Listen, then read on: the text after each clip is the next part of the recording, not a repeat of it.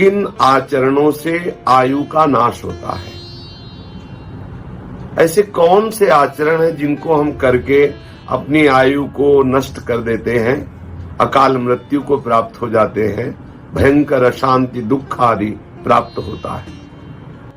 जो लोग हम नहीं मानते भगवान को, क्या भगवान है, क्या हरि है, क्या प्रभु है, नहीं है कोई भगवान, हम नहीं मानते, सब शास्त्र झूठे हैं, ऐसे नास्तिकता के वचन बोलते हैं, नास्तिकता की भावना में रहते हैं, जो शास्त्र की आज्ञा के विरुद्ध क्रियाएं करते हैं, जो गुरुदेव की अवहेलना करते हैं, गुरुदेव की आज्ञा का उल्लंघन करते हैं, जो धर्म को नहीं मानते हैं, दुराचार परायण रहते हैं, उनकी आयु बहुत जल्दी नष्ट हो जाती है। बहुत ध्यान देने योग्य बात है, उनकी आयु नष्ट हो जाती है। कुछ लोग ऐसे होते हैं जिनका स्वभाव होता है दांत से तिनका चबाना, कपड़ा चबाना, अपने नाखूनों को चबाना, बैठ गए तिनका तोड़ रहे हैं, कुछ भी फाड़ रहे हैं, किसी का भी जूठा अनूठा बासी ऐसा अपवित्र आहार पा रहे हैं, चंचल स्वभाव, चंचल चेष्टाएं, बैठे हैं पैर हिला रहे हैं, ऐसे लोगों की आयु नष्ट होने लगती है। ये शास्त्र आज्ञाएं बहुत ध्यान से सुने और इसको आचरण में उतारे। शास्त्र आज्ञा कर रहा है, जो संध्या काल में भोजन करते हैं, संध्या काल में मैथुन करते हैं, संध्या काल में सोते रहते हैं, उनकी आयु क्षीण हो जाती है। बहुत सावधानी पूर्वक हमें जीवन व्यतीत करना है। शास्त्र आज्ञा कर रहा है कि जो सायंकाल में शयन करता है, संध्या काल में प्रातः मध्याह्न सायं, इस संध्या काल में शयन करता है, भोजन करता है, मैथुन करता है, व्यर्थ का भाषण, व्यर्थ की चेष्टाएं करता है, उसकी आयु नष्ट हो जाती है। जो संध्या काल में देव आराधन, हरि आराधन, भगवत चिंतन, मंगल विधान करता है, वो अपनी आयु को बढ़ाता है, लोक परलोक में सुख को प्राप्त करता है। इसलिए ब्रह्म मुहूर्त में सबको उठ जाना चाहिए, शयन नहीं करना चाहिए। जो ग्रहण के समय में, मध्याह्न के समय में ग्रहण पड़ रहा है और आप सूर्य की तरफ देख रहे हैं, ठीक मध्याह्न का समय सूर्य की तरफ देख रहे हैं, आप सूर्य की तरफ खड़े होकर लघुशंका कर रहे हैं या सूर्य की तरफ लघुशंका कर रहे हैं, सूर्य की तरफ थूक रहे हैं, इससे आपकी आयु नष्ट हो जाएगी। जो पुरुष काम भाव से व्याकुल हो करके किसी भी वर्ण की स्त्री के साथ भोग करता है, छल करके भोग करता है, जबरदस्ती बलात्कार की भावना से युक्त होकर ऐसा, तो यहां शास्त्र कहता है कि उसकी आयु नष्ट हो जाती है।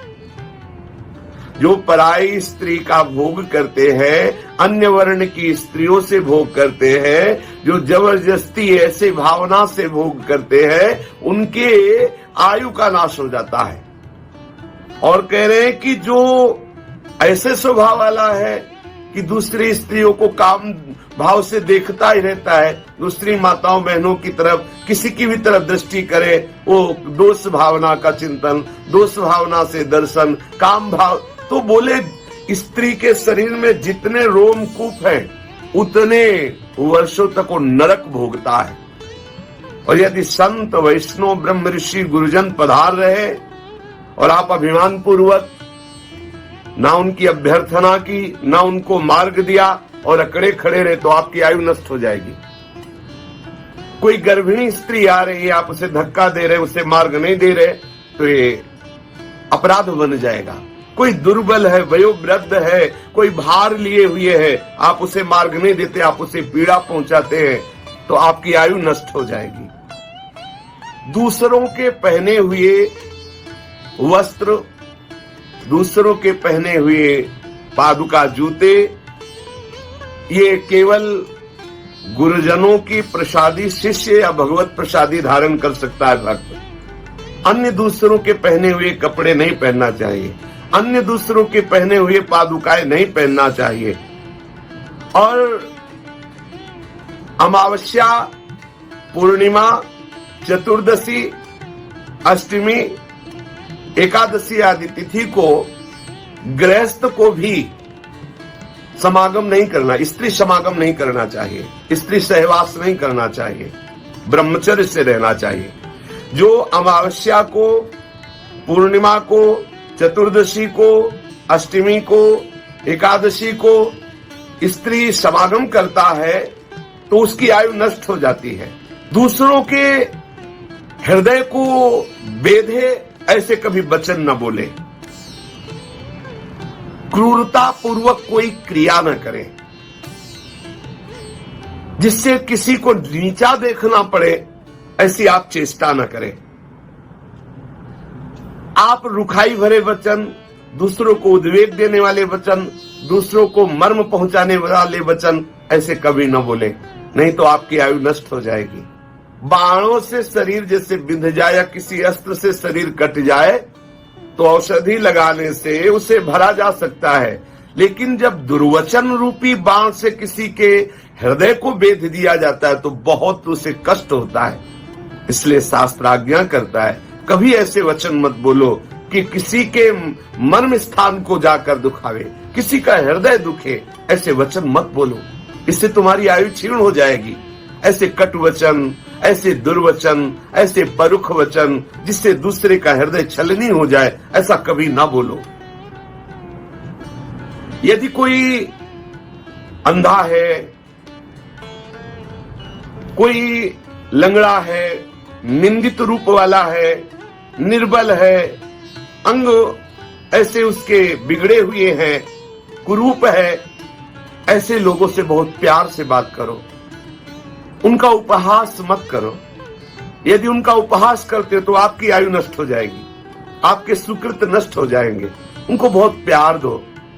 उनके ऐसे कर्म जो उनको ऐसा रूप मिला, ऐसा अंग विहीन हुए, ऐसा कष्टप्रद जीवन मिला, आपको नहीं बोलना, उनका उपहास नहीं करना, उनको ऐसे वचनों से, ऐसी क्रियाओं से हमें नहीं दुख पहुंचाना जिससे उनको हृदय में बहुत दुख लगे कि हाय मैं ऐसा हूं, देखो ये ऐसा उपहास करते हैं, उससे आपकी आयु नष्ट हो जाएगी। दूसरों के दोष देखने के लिए शास्त्र निषेध करता है। पिता अपने पुत्र के दोष देख सकता है, गुरु अपने शिष्य के दोष देख करके उसे निर्दोष बनाने के लिए दंड देता है।